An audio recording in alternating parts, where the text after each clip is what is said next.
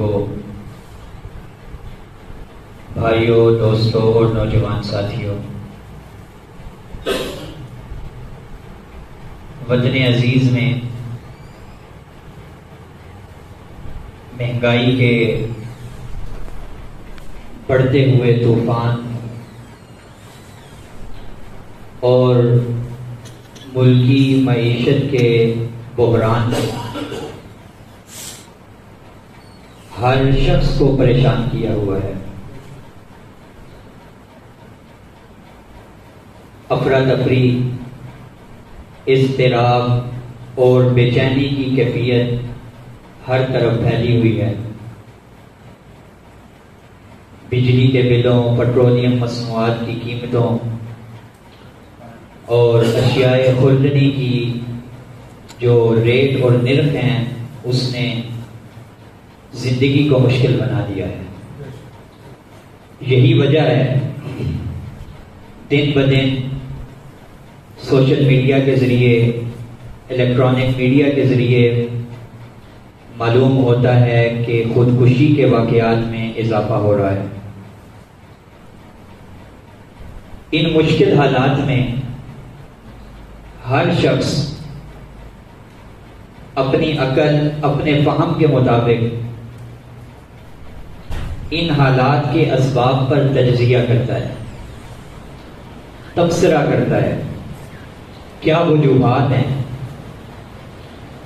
لیکن عموماً جب مہنگائی، معیشت کی تنگی پر گفتگو کی جاتی ہے تو اس کے ظاہری اسباب اور طبعی وجوہات کو تو ذکر کیا جاتا ہے کہ یہ وجہ ہے جس کی وجہ سے مہنگائی بڑھ رہی ہے، معیشت کی تنگی کا سامنا ہے، بحران ہے۔ لیکن عموماً گفتگو کرتے ہوئے جو حقیقی اسباب اور اصلی وجوہات ہیں ان کی طرف توجہ نہیں ہوتی۔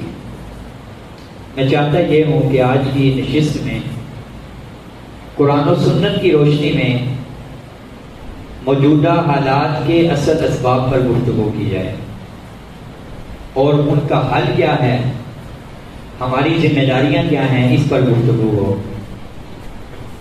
میں نے جو آیت آغاز میں تلاوت کی ہے، یہ سورہ طٰہٰ 16واں پارہ 124 نمبر اس کی آیت ہے۔ رب کریم اس آیت میں ارشاد فرماتے ہیں وَمَنْ أَعْرَضَ عَنْ ذِكْرِي، جس شخص نے میرے ذکر سے اعراض کیا، میری نصیحت سے اعراض کیا، میری یاد سے اعراض کیا، میرے کلام اور قرآن سے اعراض کیا، میری ہدایت اور میرے دیے ہوئے دین سے اعراض کیا، فَإِنَّ لَهُ مَعِيشَةً ضَنْكَ، میں اس کی زندگی کو تنگ کر دوں گا۔ فَإِنَّ لَهُ مَعِيشَةً ضَنْكَ، اس کی زندگی تنگ ہو جائے گی، بے چینی میں وہ زندگی گزارے گا۔ فَإِنَّ لَهُ مَعِيشَةً ضَنْكَ، یہ جو آیت ہے، اس آیت میں موجودہ حالات کا جو حقیقی سبب ہے، اصل وجہ ہے، اس کو ذکر فرمایا گیا۔ اور وہ اصل وجہ کیا ہے کہ قرآن سے اور شریعت محمدیہ سے دوری، یہ اصل سبب ہے۔ باقی طبعی اسباب ہیں جو ہمیں نظر آ رہے ہیں، ذخیرہ اندوزی ہے، فلاں ہیں، وہ ذخیرہ اندوزی جس کو ہم طبعی سبب سمجھتے ہیں، وہ بھی اصل میں یہی سبب ہے، کیونکہ شریعت تو ذخیرہ اندوزی سے منع کر رہی ہے۔ تو اگر شریعت کو ہم فالو کرتے تو ذخیرہ اندوزی نہ کرتے۔ تو اصل سبب وہ یہی چیز ہے کہ وَمَنْ أَعْرَضَ عَنْ ذِكْرِي، جس نے میرے ذکر سے اعراض کیا، میرے حکم سے منہ موڑا، میرے حکم کو پسے پوچھ ڈالا، میں اس کی زندگی کو مشکل بنا دوں گا۔ ہم ذرا اس کا تجزیہ کریں، اس آیت کو سامنے رکھ کر، اور معائنہ کریں، دیکھیں، غور کریں، سوچیں، تو ہم انفرادی زندگی میں بھی اور اجتماعی زندگی میں بھی، من حیث الفرد بھی اور من حیث القوم بھی، ہم اللہ تعالیٰ کے حکم سے اعراض کرنے والے ہیں۔ من حیث الجماع، من حیث القوم، کس طرح ہم نے اللہ کے حکموں سے اعراض کیا؟ کیا اللہ نے مجھے اور آپ کو، مومن کو اور انسان کو اس بات کا دنیا میں بھیج کر پابند نہیں کیا تھا کہ میری زمین پر میرے نظام کو نافذ کرنا؟ لیکن ہم نے نظام کو نافذ کیا، ہم نے اس کے لیے کوشش کی، نظام مصطفیٰ کو رائج کرنا ہماری ذمہ داری تھی۔ پھر ہماری تخلیق کا مقصد قرآن نے کیا بیان کیا؟ اللہ نے کیا بیان کیا؟ انی جاعل فی الارض خلیفہ، تمہیں زمین میں نائب بنا رہا ہوں۔ نائب کون ہوتا ہے؟ جو اصل کے دیے ہوئے قانون کو نافذ کرتا ہے۔ تو ہمیں تو پابند کیا گیا تھا کہ تم میرے نیابت اختیار کرتے ہوئے میرے نائب بن کر کے زمین پر خلافت کو قائم کر کے نظام کو، میرے دین کو، میری شریعت کو نافذ کر کے میری حدود کو نافذ کرو گے، اس کا پابند کیا تھا۔ لیکن ہم ایسے نائب بنے کہ کبھی نائب اصل کی خلاف ورزی نہیں کرتا، لیکن ہم نے اپنے اصل کی خلاف ورزی کی۔ ہمیں پابند کیا گیا تھا۔ قرآن پاک میں جگہ جگہ پر سود کی حرمت کو بیان کیا گیا اور کہا گیا کہ سود کھانے والا، سود کا لین دین کرنے والا وہ اللہ کے ساتھ اعلان جنگ کر رہا ہے، اللہ اس کے ساتھ اعلان جنگ کر رہے ہیں۔ لیکن ہم نے اپنی معیشت کی بنیاد ہی سود کے اوپر رکھی۔ 25% تک سود اس وقت اس کی شرح پہنچ چکی ہے۔ تو کیسے پھر ہم نہ روئیں، کیسے اللہ کی طرف سے معیشت کی تنگی کا جو طوفان ہے وہ ہم پر مسلط نہ ہو، کیونکہ ہم نے قدم قدم پر اللہ کے حکم کی نافرمانی کی۔ جب سے پاکستان بنا آج تک ہم نے ریاست مدینہ کے دعوے ہی سنے، جھوٹے دعوے، لیکن آج تک ریاست مدینہ کا کوئی ایک عمل کسی حکمران نے کیا ہو، صرف جھوٹے دعوے، صرف ہمیں بے وقوف بنانے کے لیے جھوٹی باتیں کہ یہ ہوگا وہ ہوگا، لیکن جب اقتدار میں آئے کچھ بھی نہیں ہوا۔ تو جب ہم نے اعراض کیا، من حیث القوم اعراض کیا، تو من حیث القوم ہم پر تنگی آئی، اور وہ تنگی ایسے آئی کہ آج ملک بالکل لنگڑا اور لولا ہو چکا ہے، معاشی طور پہ بالکل صفایا ہو چکا ہے، اور ظلم یہ ہے کہ ملک کے خزانے خالی ہیں لیکن وزیروں کے خزانوں سے 97 ارب نکل رہے ہیں، گھروں کی تراشی ہو رہی ہے، 97 ارب نکل رہے ہیں۔ سوچیں بینکوں میں ان کا کتنا کچھ ہوگا، باہر جو انہوں نے بھیجا وہ کتنا کچھ ہوگا۔ یہ کیوں؟ وَمَنْ أَعْرَضَ عَنْ ذِكْرِي، کیونکہ ہم نے اللہ کے ذکر سے اعراض کیا۔ فَإِنَّ لَهُ مَعِيشَةً ضَنْكًا، اللہ نے ہمارے لیے ہماری معیشت کو تنگ کر دیا، ہماری زندگی کو بے چین کر دیا۔ اور پھر اس نظام کی نحوست کہ ہم پر جو لوگ اللہ نے مسلط کیے ہمارے اعمال کے نتیجے میں، وہ اتنے احمق اور بے وقوف لوگ کہ جو یہ کہتے ہوئے ہم سنتے ہیں، جو کہتے ہیں جی اگر روٹی نہیں کھا سکتے تو ڈبل روٹی کھا لو، روٹی نہیں کھا سکتے ڈبل روٹی کھا لو، اور سامنے خودکشیاں ہو رہی ہیں، لوگ جانے دے رہے ہیں تنگ آ کر فاقوں سے، غربت سے، اپنے بچوں کو بھی مار رہے ہیں، خود بھی مر رہے ہیں، لیکن حکمران کہہ رہے ہیں اتنی مہنگائی نہیں ہے جتنا عوام نے چھوڑ ڈالا ہوا ہے۔ بھائی خودکشی کوئی خوشی سے کرتا ہے؟ اپنی جان، اپنے بچوں کو، جن بچوں کے لیے انسان کتنی قربانیاں دیتا ہے، لیکن انہی بچوں کو اپنے ہاتھ سے مار کر خود بھی خودکشی کرتا ہے۔ ایسے 20 واقعات اخبار اٹھائیں آپ کو ملیں گے، لیکن حکمران ٹس سے مس نہیں ہوتے، الٹا وہ ہمارے ٹیکسز سے عیاشیاں کر رہے ہیں۔ ابھی کل کی اخبار میں روزنامہ جنگ کے 10 صفحے کے اوپر لکھا ہوا تھا کہ ملک کی معیشت کے 26 خرب 60 ارب روپے جو اشرافیہ ہیں ان کی مراعات میں استعمال ہوتے ہیں، 26 خرب 60 ارب روپیہ۔ لیکن اگر اسلامی نظام ہوتا اور جس نظام کا اللہ نے ہمیں پابند کیا تھا وہ نظام ہوتا تو ایسا کچھ بھی ہمارے سامنے نہ ہوتا۔ پھر ہم دیکھتے وہ حکمران جو اسلامی نظام کو اور حدود اللہ کو نافذ کرنے والے ہیں ہماری آنکھوں کے سامنے ہوتا کہ وہ راتوں کو گشت کر رہے ہوتے۔ حضرت عمر رضی اللہ تعالیٰ عنہ خلیفہ وقت ہو کر راتوں کو گشت کر رہے ہیں کہ کوئی بھوکا، کوئی ضرورت مند، کوئی حاجت والا کہیں تڑپ نہ رہا ہو، بے چین نہ ہو، تو وہ راتوں کو گشت کر کے خود دیکھتے تھے۔ اور اگر اسلامی نظام ہوتا اس کی برکات ہم اپنی آنکھوں سے دیکھتے کہ آج ایسے حکمران ہوتے جن کے دل میں ایک خودکشی کا واقعہ دیکھ کر بھی ان کے دل کانپ جاتے، لرز جاتے، اور ان کو حضرت عمر کا یہ جملہ یاد آتا کہ فرات کے کنارے اگر کتا بھی مرے گا تو عمر سے اس کے بارے میں پوچھا جائے گا۔ لیکن چونکہ وہ نظام نہیں ہے، وہ سسٹم نہیں ہے، سسٹم کی خرابی کے وجہ سے، سسٹم کی خرابی کی وجہ سے اللہ ہم پر حکمران بھی ایسے مسلط کر رہا ہے جو ہمارے لیے عذاب بنے ہوئے ہیں۔ حضرت عمر بن عبدالعزیز، ہم نظام کی بات کیوں کرتے ہیں؟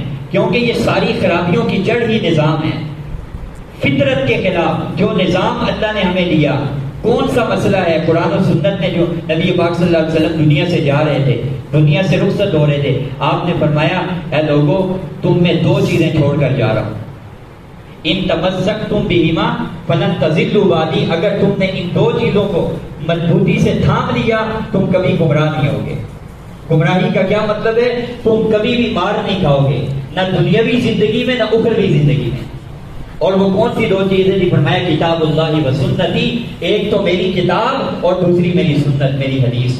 تو ہر چیز، زندگی کے ہر شعبے کے اصول اللہ نے ہمیں قرآن کی صورت میں دیے ہیں، حضور نے اپنے فرمان کے ذریعے دیے ہیں، لیکن ہم نے انہی کو چھوڑ دیا اور غیر فطری نظام کو ہم نے رائج کیا۔ اس کا نتیجہ ہماری آنکھوں کے سامنے ہے۔ اور خلافت کا نظام، اسلامی نظام، اس کی برکات، حضرت عمر بن عبدالعزیز رحمۃ اللہ علیہ خلیفہ وقت ہیں، بیت المال کا مال آیا ہے حضرت عمر بن عبدالعزیز رحمۃ اللہ علیہ کے پاس، آپ نے حکم جاری کیا ہے فقیروں میں تقسیم کر دیا جائے۔ فرمایا امیر المومنین، اس وقت پوری ریاست میں کوئی فقیر نہیں بچا، مال باقی ہے۔ فرمایا اس مال کو، یہ جو بچا ہوا مال ہے، اس مال کو جو ایسے لوگ ہیں جو شادیاں چاہتے ہیں، نوجوان ہیں، شادیاں کرنا چاہتے ہیں، ان کی شادیاں نہیں ہوئی، ان پیسوں کے ذریعے سے ان کی شادیاں کروا دو۔ شادیاں کروا دی گئی، مال پھر بچ گیا۔ فرمایا اسلامی لشکر تیار کرو، ان پر خرچ کرو۔ فرمایا اس وقت پوری دنیا میں اسلامی لشکر گھوم رہے ہیں، ضرورت نہیں ہے۔ فرمایا پوری ریاست میں جتنے لوگ مقروض ہیں ان کے قرضوں کو بیت المال کے مال سے اتار دو۔ بیت المال کے مال سے سارے قرضے اتار دیے گئے، مال پھر بچ گیا۔ یہ کہانیاں نہیں ہیں، یہ تاریخ میں لکھی ہوئی حقیقت پر مبنی باتیں اور واقعات ہیں۔ عمر بن عبدالعزیز رحمۃ اللہ علیہ نے فرمایا اچھا پھر جو غیر مسلم ہیں، اقلیتیں ہیں، یہودی ہیں، عیسائی ہیں، سکھ ہیں اور دیگر مذاہب والی اقلیتیں ہیں، ان کے قرضوں کو بھی اتار دو۔ آج لیبرل لوگ اور سیکولر لوگ اسلام کے اوپر الزام لگاتے ہیں اسلام اقلیتوں کے حقوق کی بات نہیں کرتا۔ دیکھیے نا، اسلام تو اقلیتوں کے قرضے بھی اتار رہا ہے۔ تو کہا کہ جو غیر مسلم ہیں، یہودی عیسائی، ان کے قرضوں کو بھی اتار دیا گیا، مال پھر بچ گیا۔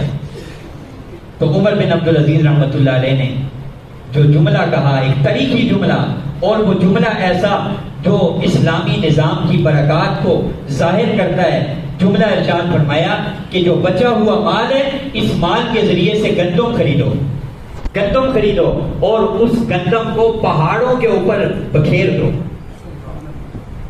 اس گندم کو خرید کر پہاڑوں کے اوپر بکھیر دو کہ اسلامی مملکت میں انسان تو دور کی بات، حیوان تو دور کی بات، کوئی پرندہ بھی بھوکا نہ مرے، کوئی پرندہ بھی۔ یہاں تو انسان مر رہے ہیں، لیکن اسلامی نظام ہوتا تو پرندوں کی بھی اہمیت ہے۔ فرمایا پرندہ بھی اسلامی مملکت میں نہ مرے تو گندم کو بکھیر دو پہاڑوں کے اوپر۔ یہ اسلامی نظام کی برکات ہیں۔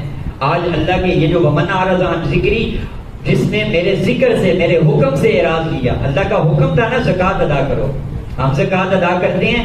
واللہ العظیم اگر صحیح اصولوں کے ساتھ اس وقت زکوٰۃ کو تقسیم کیا جائے، مصارف پہ استعمال کیا جائے، پورا نکالا جائے۔ اب 32 لاکھ روپیہ زکوٰۃ بن رہی ہے، ایک بندہ 2 لاکھ روپیہ دے کر ٹرخا رہا ہے، تو وہ اللہ کے حکم کو پورا کر رہے ہیں۔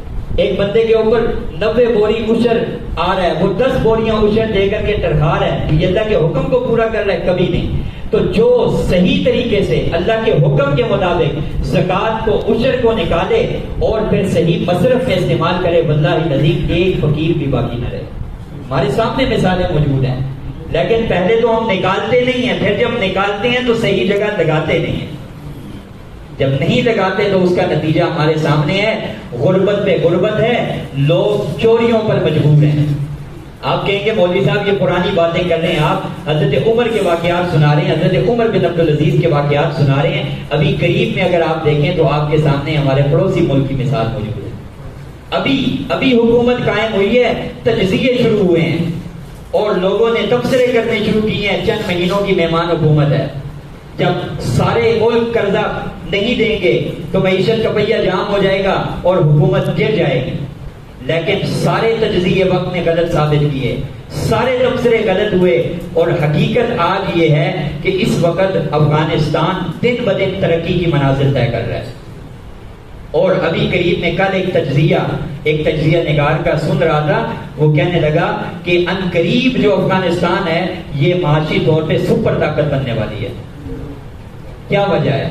وجہ یہ ہے کہ آپ کے یہاں تو 26 کھرب اور 60 ارب مراعات پہ استعمال ہو رہے ہیں، اور وہاں پر ہم آرمی چیف کو دیکھ رہے ہیں، وہ اسی دسترخوان پہ بیٹھ کر کھانا کھا رہا ہے جس دسترخوان پہ ایک غریب کھا رہا ہے، اور وہی کچھ کھا رہا ہے جو ایک غریب کھا رہا ہے، وہی چنے، وہی دال، وہی ساگ۔ تو جب یہ چیزیں ہمارے سامنے ہوں گی اور خوف خدا ہمارے سامنے ہوگا، اللہ کا حکم ہمارے سامنے ہوگا، تو پھر کبھی بھی معاشی طور پہ تنگی کا سامنا نہیں ہوگا۔ آج عیاشی کر رہے ہیں نا، عیاش پرست ہمارے حکمران، ہمارے ٹیکسز پہ، ہماری ماجس کی تیلی پر بھی ہم ٹیکس ادا کر رہے ہیں، لیکن اس سے کیا ہو رہا ہے؟ باہر ملکوں میں ٹیکس ادا ہوتے ہیں، ٹیکس دیے جاتے ہیں، بھاری ٹیکس دیتے ہیں، لیکن اس کا فائدہ رعایا کو ہوتا ہے، لوگوں کو ہوتا ہے، عوام قوم کو ہوتا ہے، لیکن یہاں ٹیکسز کا فائدہ ان اشرافیہ کو ہوتا ہے جو ہمارے ٹیکسز کے ذریعے سے عیاشیاں کر رہے ہیں۔ حضرت علی رضی اللہ تعالیٰ عنہ حضرت عمر کے پاس تشریف لائے، حضرت عمر رضی اللہ تعالیٰ عنہ دستاویز، سرکاری دستاویزات لکھ رہے تھے۔ پوچھا علی خیر سے آئے ہو؟ رات کافی ہو گئی ہے۔ فرمایا امیر المومنین ایک ذاتی مشورہ کرنا تھا، ذاتی کام تھا، ذاتی کام کے حوالے سے آپ کے پاس آئے۔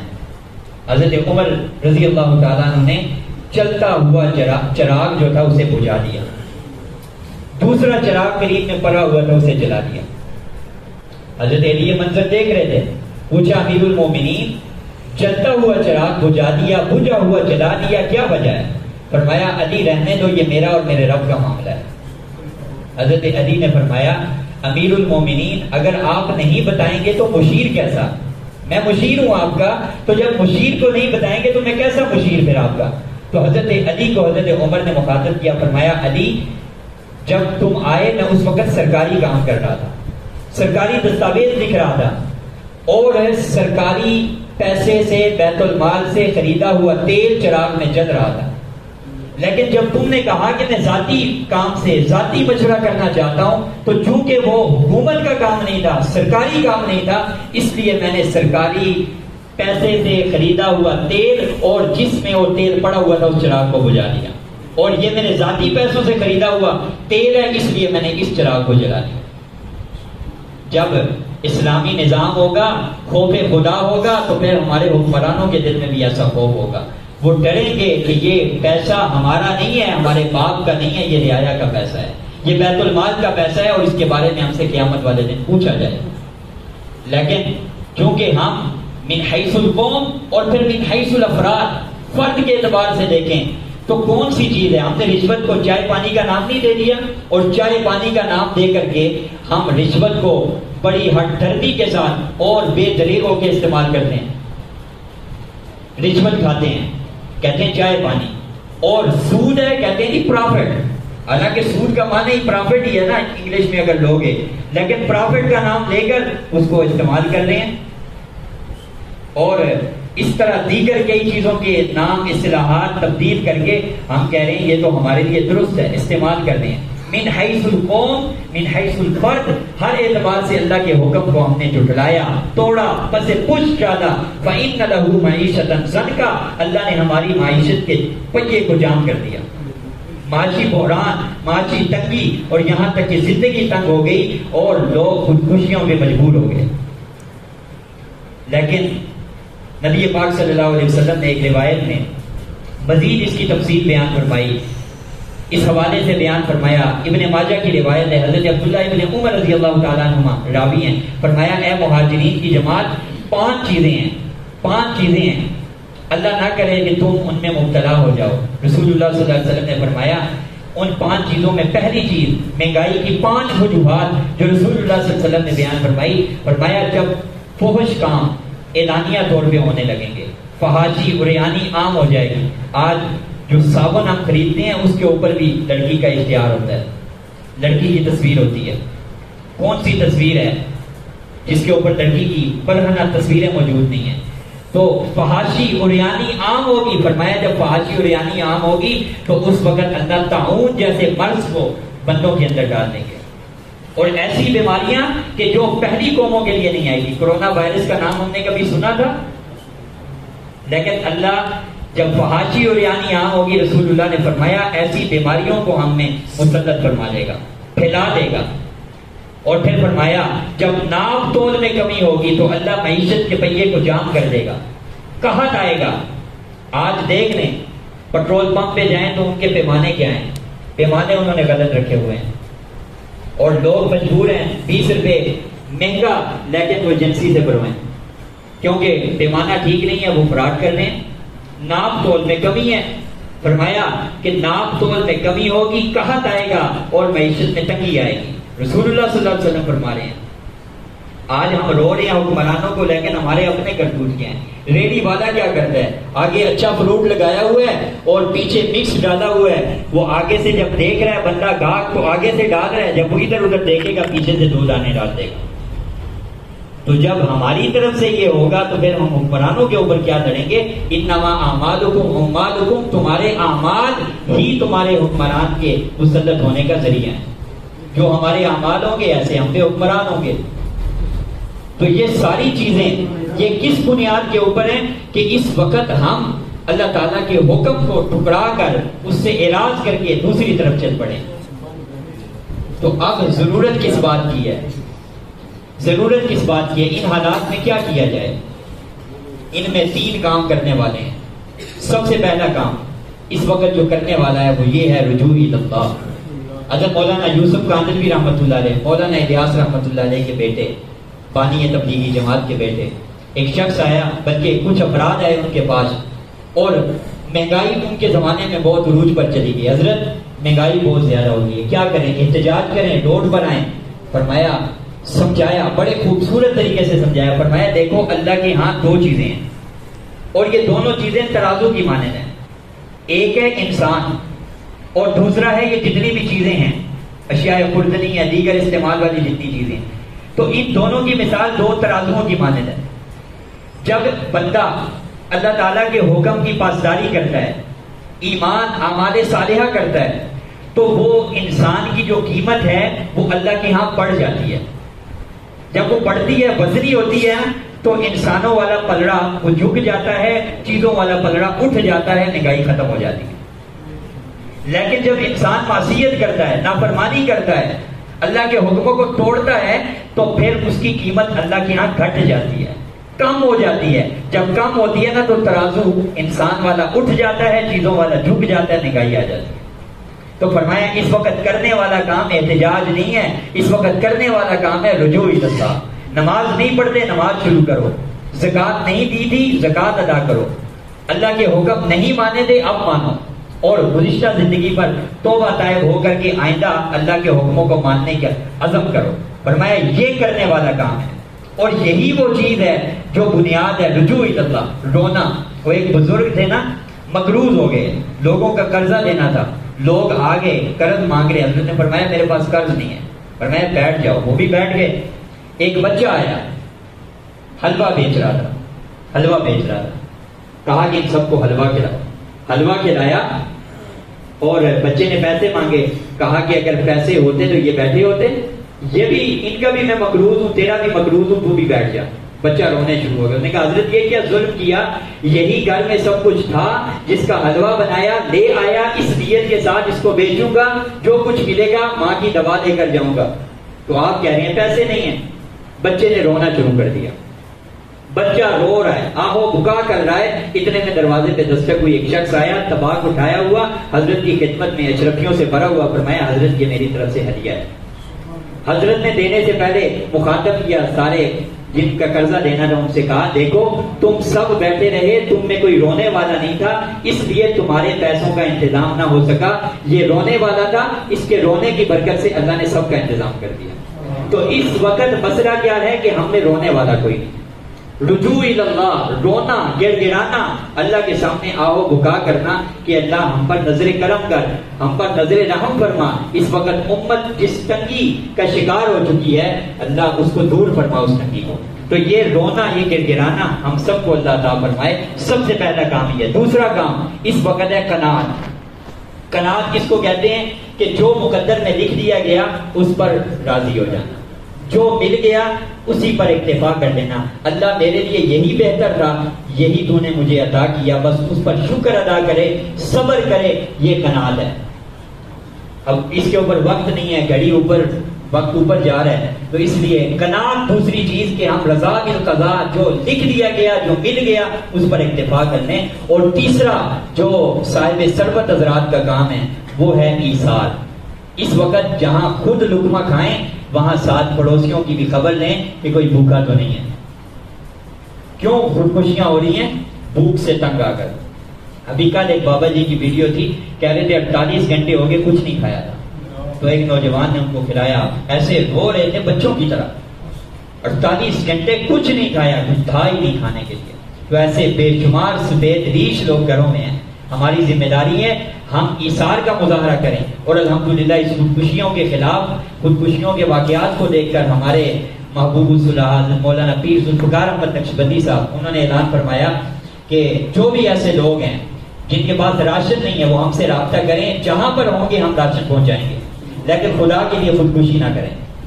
مولانا معاویہ اعظم صاحب کا پنجاب کے رکن اسمبلی ہیں، انہوں نے اعلان فرمایا کہ آپ ہم سے رابطہ کریں، جہاں کہیں ہوں گے ہم آپ تک راشن پہنچائیں گے، چیزیں پہنچائیں گے، خدا کے لیے خودکشیاں نہ کریں۔ تو جیسے انہوں نے اعلان کیے اور ایثار کا مظاہرہ کیا، ایسے ہم سب کو کرنا ہے۔ ایک نوالا اگر 2 نوالے کھاتے ہیں، ایک خود کھانا ہے، ایک اپنے پڑوسی کو کھلانا